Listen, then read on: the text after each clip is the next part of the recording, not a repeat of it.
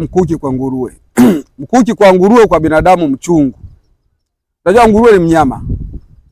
Tena ukimuona kwa tafasiri yake na sura yake jinsi alivyo, mnyama wa ovyo ovyo wa ajabu, maana anajigaragaza sana kwenye matope. Sasa hebu fikiria, waanze kutafakari huo mkuki kwa nguruwe, kwa binadamu mchungu. Aliyesema neno haya alikuwa na maana kubwa. Leo tuna topic moja, naomba uniazime masikio. Yawezekana umetenda haya ama umetendewa haya bila kujua madhara yake baadaye yakoje. Mtenda akitendwa, yaani yule mtendaji anayetendea wengine tunamuita mtendaji. Sio mtendaji wa kata wala wa kijiji, anayetendea wengine. Acha nikupe story kidogo halafu tuendelee. Kulikuwa na mzee mmoja, yeye kazi yake ilikuwa ni hawa wenye imani mbaya washirikina. Kazi yake ilikuwa ni kuwatega watu wengine madawa, wanaumia miguu, wanakufa. Sasa akawa na kawaida moja ya kwenda kujisaidia porini. Ameenda porini kujisaidia, watu nao wakazoa kinyesi chake, wakaenda wakaweka mlangoni kwake. Akajua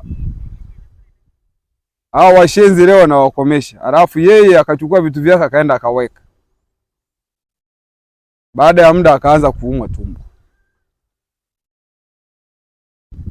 Hebu ichukua hiyo ikoje sasa? Kama iko kwako wewe sasa. Umekwenda umemtendea mtu ubaya,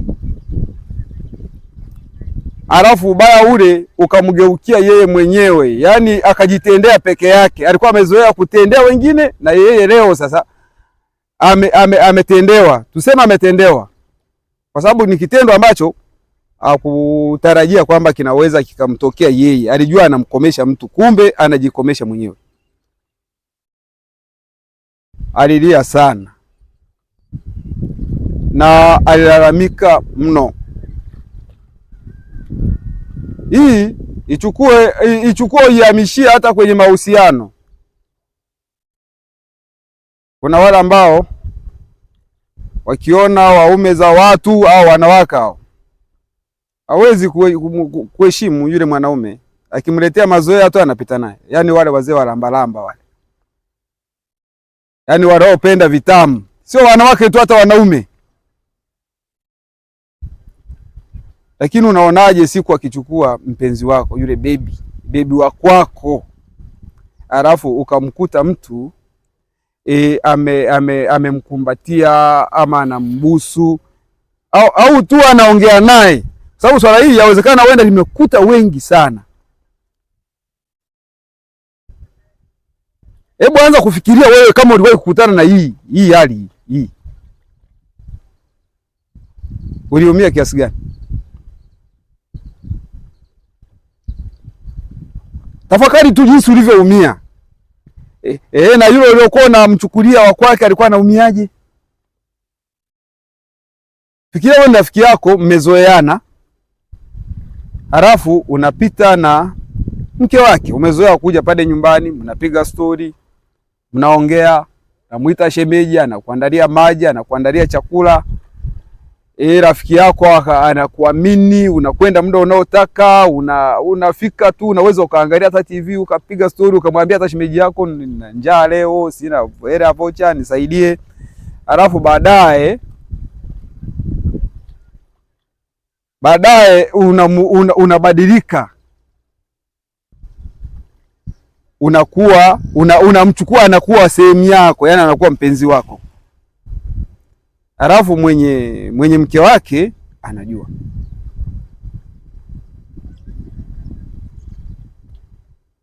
Unaonaje naye akichukua wa kwako?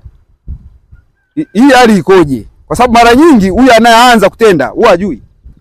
Sio kwamba huwa hajui, huwa anafanya tu kwa makusudi. Huwa hajui maumivu ya mwenzake yakoje.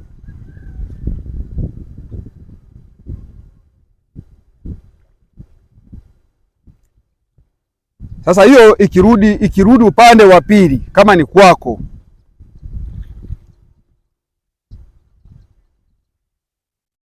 maumivu yake yako vipi? Yawezekana hiyo kitu hujawahi kukutana nayo, ama uliwahi kukutana nayo. Maumivu yake yakoje? Maana unaambiwa jitahidini sana kutenda wema. Kwa maana gani? Kwa maana ubaya una maumivu kuliko maumivu ya nje. Yaani ubaya ni sumu moja kubwa na kali zaidi.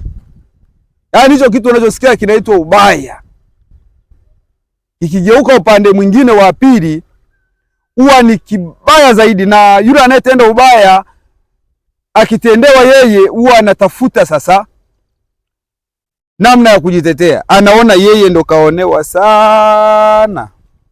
Yeye hawezi kujua na yeye huwa anaonea wengine. Je, hao nao waonea wakoje? Kuna mtu mmoja mwenye nguvu aliyekuwa anapiga wenzake, yani yeye alikuwa ni mpiga ngumi sana. Akiingia kwenye kumbi za starehe, kwanza alipi kiingilio kwa sababu ya ubabe wake. Sasa siku moja na yeye hakutana na mbabe wake. Tena mbabe wake alikuwa ni wa ajabu tu, mwanamke, yaani mke wake. Akampiga mke wake, naye akachukua mwiko akampasua kichwa. Alafu hiyo kesi ikaenda mahakamani. Ikaonekana yeye siku zote anazompiga huwa haumii. Ona sasa. Yaani yeye amempiga miaka kama 10, ukigawanya kwa miezi ya mwaka, kwa hesabu yake amempiga zaidi ya miezi 10. Kwa kila mwezi yawezekana alikuwa anampiga mara moja au mara mbili. Yaani aimgeuza kangoma fulani hivi. Sasa yeye alipopigwa akaumia sana.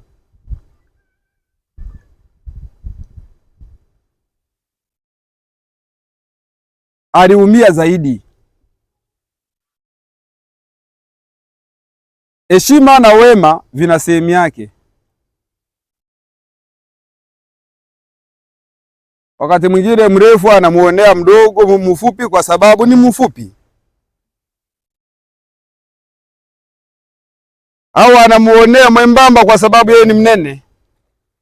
Sasa akikutana wanene wenzake wakampiga ama nao wakamuonea, yeye huwa analalamika sana.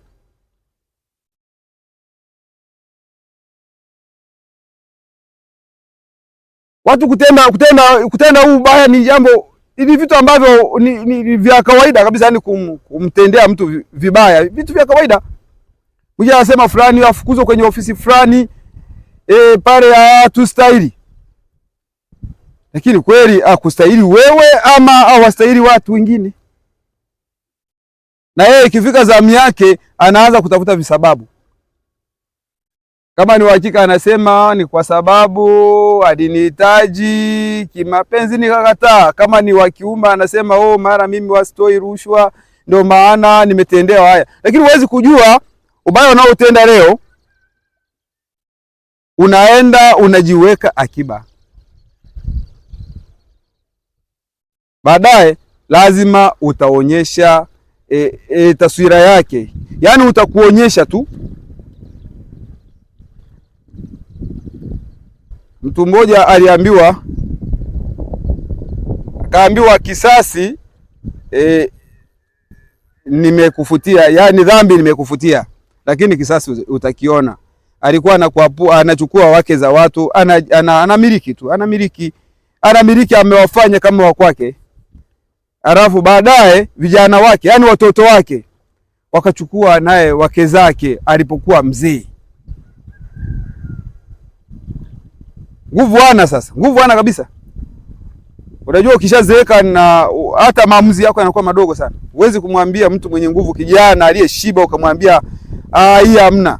Wakati mwingine anafanya tu, anajua utanifanya nini.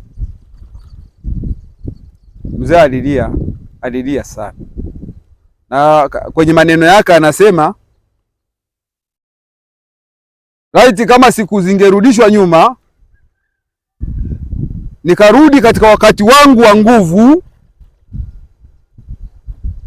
kama nilivyokuwa, nisingetendea watu kama haya niliyowatendea, kwa sababu yamerudi kwangu na nimeyaona.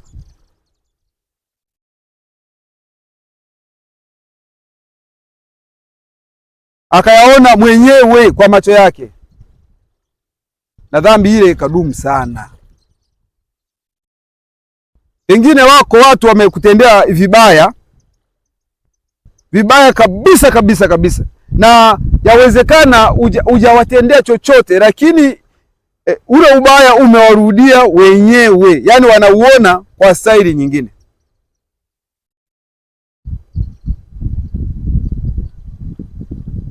Kama kwa mfano mtu alikufukuza kwenye nyumba yake, halafu umejenga ya kwako, amekuja na wewe umemfukuza, unamwambia bwana, mimi sikuhitaji hapa. Wewe unadhani anaumiaje? Lakini anasahau kule nyuma, inawezekana wakati anakufukuza mvua zilikuwa zinanyesha.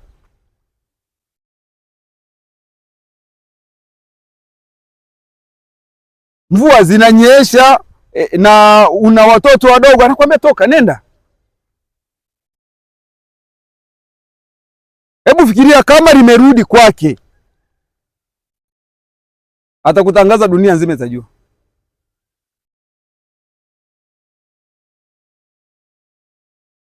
Na hawezi kujua yeye alitenda mangapi huko nyuma, aliwatendea watu wangapi ubaya.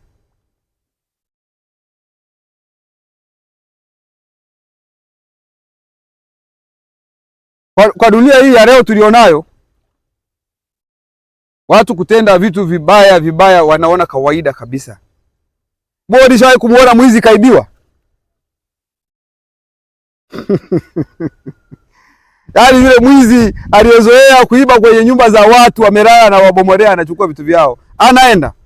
Wakati mwingine anawakaba watu, anawanyakua kila kitu, anaenda. Akiibia na kuacha.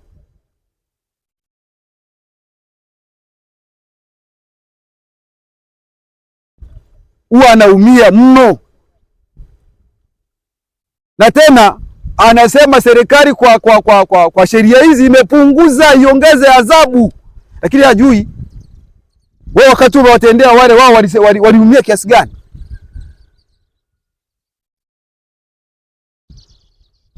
Wakati mwingine unaweza ukasema anayetenda huwa ameziba masikio na macho ameyafunga kabisa. Tena wakati mwingine anasema ngoja nitakukomesha. Wewe hujawahi kukutana na watu wanasema ngoja nitakukomesha? Anakukomesha kwa kitu ambacho inawezekana hata hujamkosea. Anasema ngoja nitakukomesha mpaka hilo duka litakufa na yeye ana duka. Nitamkomesha hata magari hatatembea na yeye anayo. Nitamkomesha hiyo ndoa ivunjike na yeye ana mke ama ana mume. Unajua akiachwa jinsi anavyoumia. Hebu fikiria tu ukiachwa. Yawezekana umechukua mke wa rafiki yako, halafu na yeye naye akaja akapita na wa kwako akaenda kuishi naye. Ulishawahi kuona maumivu ya kutendewa?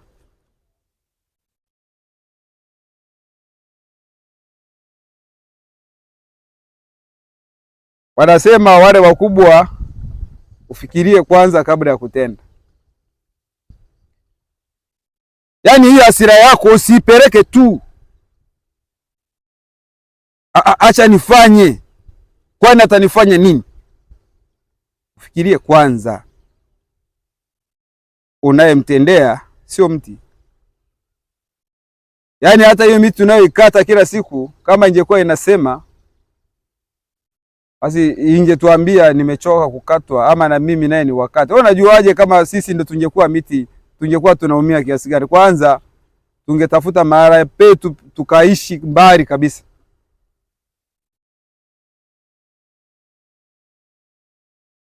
Ufikirie kwanza, huyu ni binadamu, ana damu kama ya mimi, ana moyo, ana mawazo. Lakini yule anayetenda yawezekana anafumba unaweza ukasema hao watendaji hawa ni kama vile wagonjwa, yani wanaumwa, yani anayetendea mwenzake ubaya anaumwa ugonjwa wa ubaya, yani anachukia kabisa na anapanga mipango mingi na mibovu. Yawezekana wewe nikakupangia jambo ukasikia ama ukaona, yani ukasikia anasema mpaka nikukomeshe. Sasa umesikia wewe, nadhani huyu aliyesikia anakwenda anafikiria nini? Wenda ana nguvu, na wewe unajua kabisa kwamba ana nguvu. Yawezekana wakati fulani unamtendea haya, ana nguvu, wenda hajashiba ama ana njaa. Wewe unajua siku akila kashiba itakuwaje?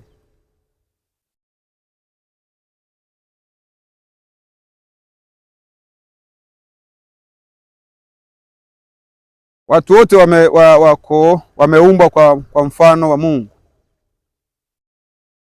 na huyo Mwenyezi Mungu akasema nimewaumba kwa mfano wangu. Hebu nikupeleka hapo kidogo, alafu tuendelee na habari yetu, na kuna kitu wewe ujifunze. Ina maana huyu ana damu kama ya kwako, ana akili kama za kwako, na ana mawazo kama ya kwako. Wauliza watu waliowahi kupita kwenye misukosuko, watakwambia kimkuta bondia anapiga ngumi sana ulingoni, anapiga, akipiga mwenzake unasikia watu wanashangilia, huyo mpe,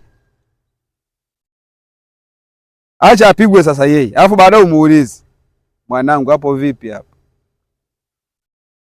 Esi umepiga na wewe je?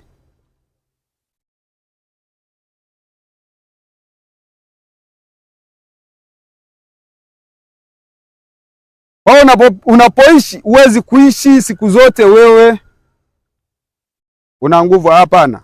Ndio maana nikupa mfano wa wale wazee walizeeka, nguvu zikawaishia. Yule mzee anakumbuka siku zile za usoni, siku za nyuma huko, anasema kama zingerejea nikawa kijana mwenye nguvu zangu kama wakati ule, ningewapisha mbali sana wake za watu. Kwa kuwa alikuwa na nguvu na pesa, kwa kazi yake ilikuwa ni kuchukua wake za watu. Alipozeeka wakatokea wenye nguvu wengine wakachukua wake zake. Mzee yule aliumia sana. Kwa kama umezoea kuwatendea watu vibaya, tegemea na mabaya kwako. Ndio maana leo tunajifunza hii kitu, mtenda kitendwa. Kwa nini ununa? Wewe unadhani kwa nini ananuna? Yaani wewe umeenda kwenye nyumba ya mtu wamelala wameiba, alafu na wezi wenzako wanaokuzidi nao wamekuja kwako wameiba. Sasa kwa nini usifurahi ucheke tu? Yaani ukae tu ucheke. Kwa sababu si umezoea.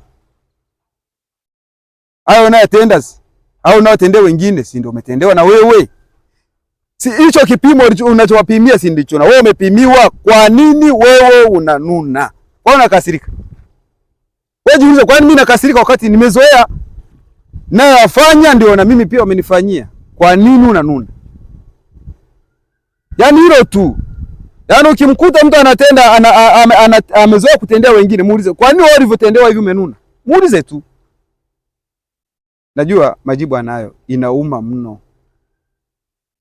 Na kama haijawahi kukuuma, kuna siku itakuuma kuliko nge.